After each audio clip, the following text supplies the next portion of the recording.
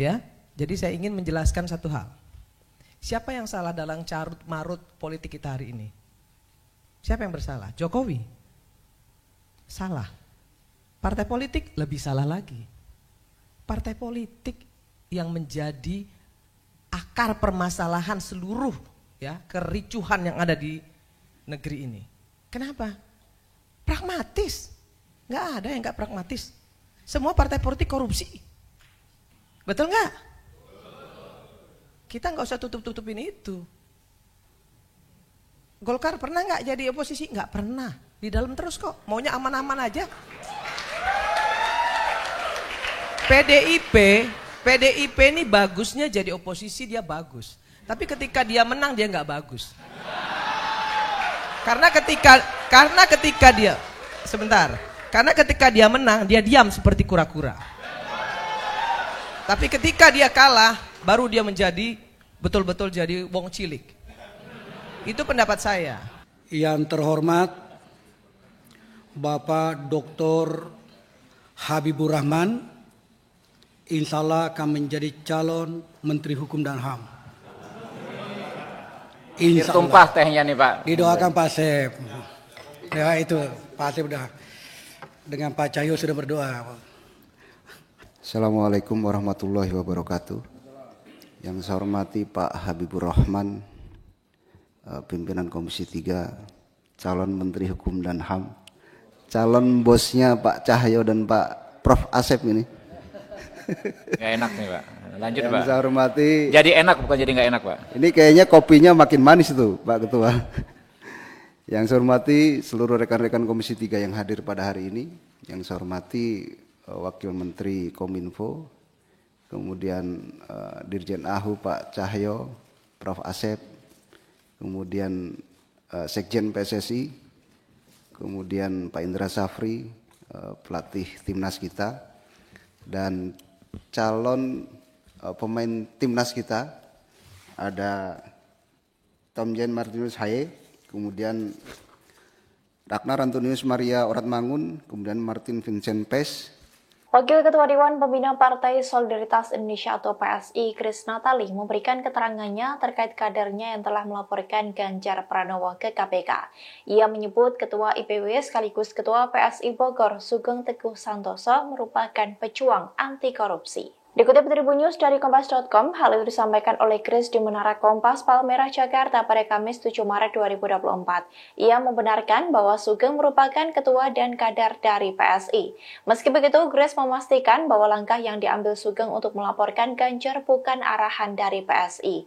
Ia menyebut bahwa pelaporan yang dilakukan Sugeng merupakan kapasitasnya sebagai ketua IPW, bukan sebagai pengurus PSI. Kris juga menyebut sebelum Sugeng bergabung dengan PSI, Ketua IPW itu adalah pejuang anti korupsi. Bahkan menurutnya sudah banyak yang dilaporkan oleh Sugeng saat ada indikasi-indikasi korupsi. Kris pun menekankan selama ini Sugeng tidak pernah berkoordinasi dengan PSI terkait dengan berbagai urusannya di IPW.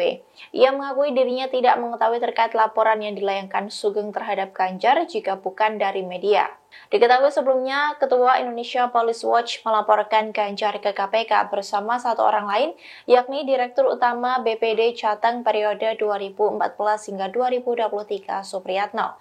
Ketua IPW Sugeng Teguh Santoso mengatakan bahwa laporan itu atas dugaan penerimaan cashback dari perusahaan asuransi. Nilai gratifikasi atau suap itu mencapai lebih dari 100 miliar rupiah. Presiden Palestina Mahmud Abbas mengucapkan selamat kepada Capres Prabowo Subianto yang unggul sementara di Pilpres 2024. Mendapatkan ucapan selamat tersebut, Prabowo pun menegaskan bahwa Indonesia akan terus mendukung Palestina. Ucapan yang disampaikan oleh Mahmud itu dikirim via surat yang dikirimkan oleh Kedutaan Palestina di Jakarta tertanggal 25 Februari 2024. Kemudian surat itu diunggah Prabowo di akun X-nya pada Kamis 7 Maret beserta ucapan terima kasih. Prabowo menyebut bahwa ucapan selamat itu sebagai kehormatan bagi dirinya. Ia pun menegaskan kepada Mahmud bahwa Indonesia akan selalu bersama Palestina dalam masa tersulitnya. Selain itu, Prabowo juga menyebut akan terus mendukung perjuangan rakyat Palestina untuk meraih kedamaian dan kemerdekaan sepenuhnya. Dalam surat itu, Mahfud mengucapkan selamat kepada Prabowo atas kemenangan sementara dalam Pilpres 2024. Ia pun mendoakan Prabowo atas kesuksesan dan kesejahteraannya dalam menunaikan tugas mulia yang dipercayakan kepadanya.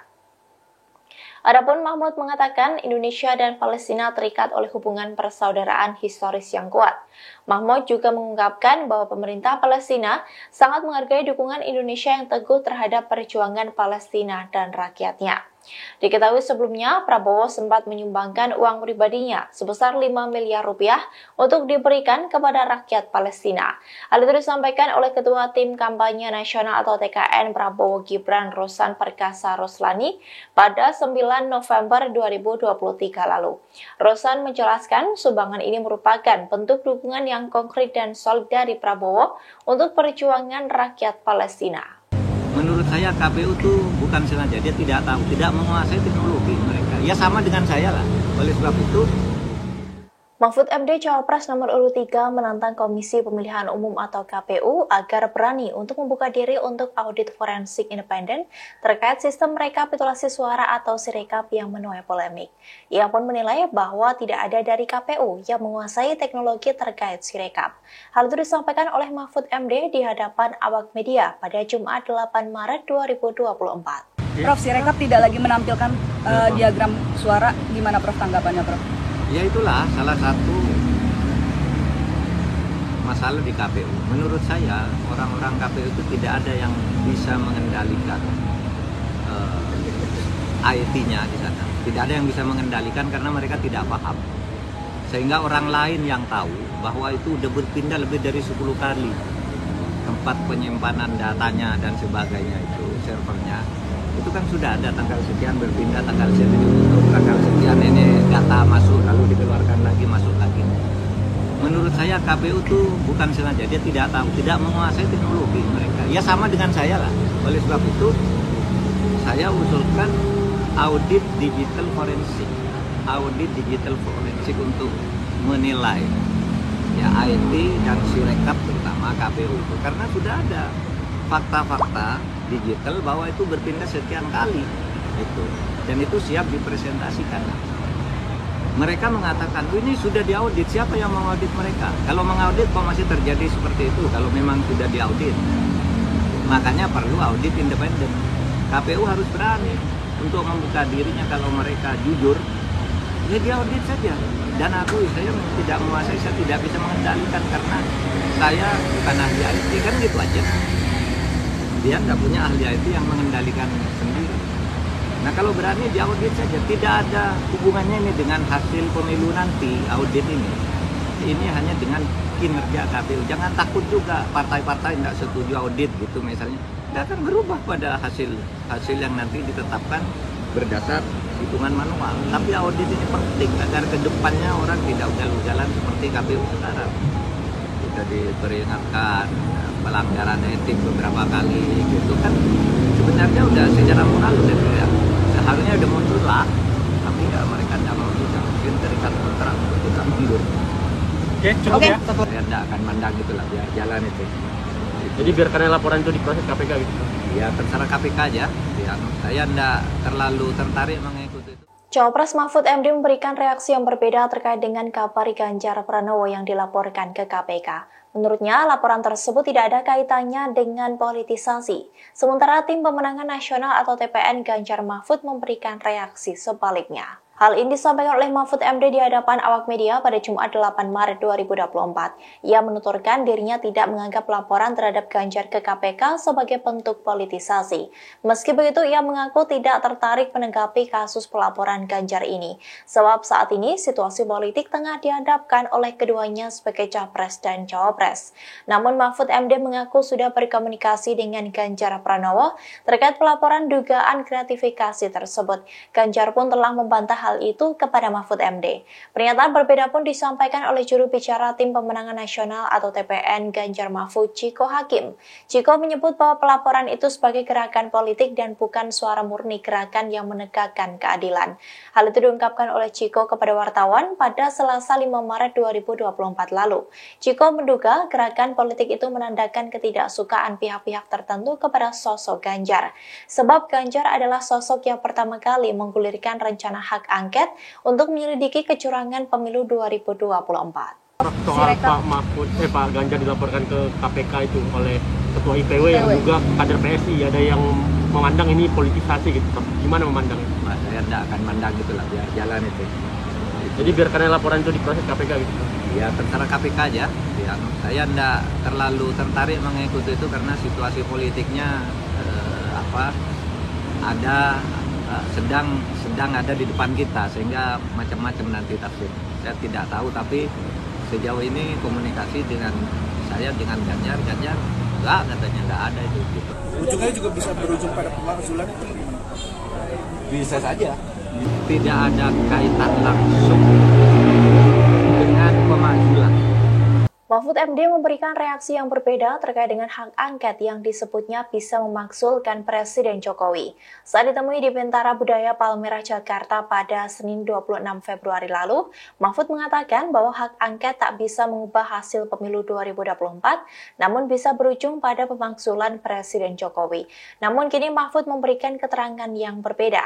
Mantan Menko Polhukam itu menyebut bahwa hak angket saat ini yang diajukan oleh para partai politik terkait dengan dugaan kecurangan pemilu tidak ada hubungannya dengan pemakzulan Jokowi.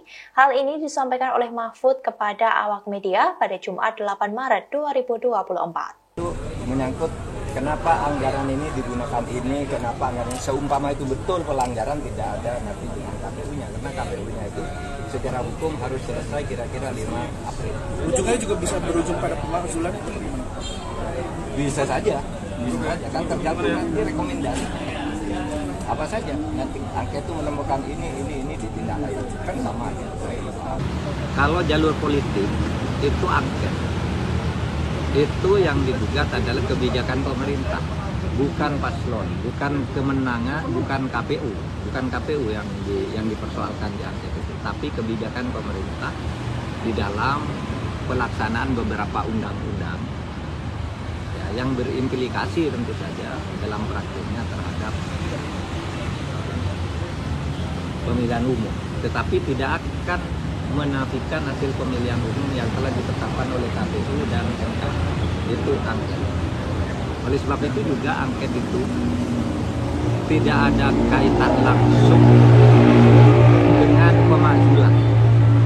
Angket itu tidak ada kaitan langsung dengan pemakzulan presiden, karena dari sudut teknis prosedural berbeda.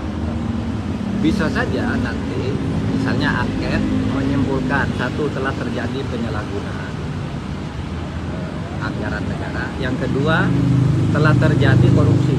Nah kalau korupsi itu pemakzulan kan? Nah itu nanti dibentuk panitia pemakzulan lagi, beda lagi, dan itu lama gitu. Mungkin ada indikasi tindak pidana, itu nanti akibat hukumnya bukan pemakzulan, hukum pidana biasa. Nah itu ya normatifnya begitu. Kalau angket itu tidak akan ada hasil angket presiden makzul, nggak bisa. Harus hanya rekomendasi bahwa penggunaan anggaran salah, baru nanti kalau salah itu terkait dengan 5 hal: korupsi, penyuapan, pengkhianatan terhadap negara, lalu ada tindak pidananya dan ada pelanggaran etik ya. Itu baru proses sendiri pemakzulan. Yang itu diusulkan oleh sepertiga anggota DPR, sidangnya sekian lama, lalu pembukaan komisi, lalu sidang pleno dihadiri 2/3, keputusannya disetujui oleh 2/3, itu lama. Oleh sebab itu angket yang sekarang ini tidak ada hubungan langsung dengan pemakzulan, tetapi bisa saja ada kaitan pidananya, yang itu tidak terikat waktu Oktober atau kapanpun. Kalau pidana itu kan lama ya. Download Tribun X sekarang, menghadirkan lokal menjadi Indonesia.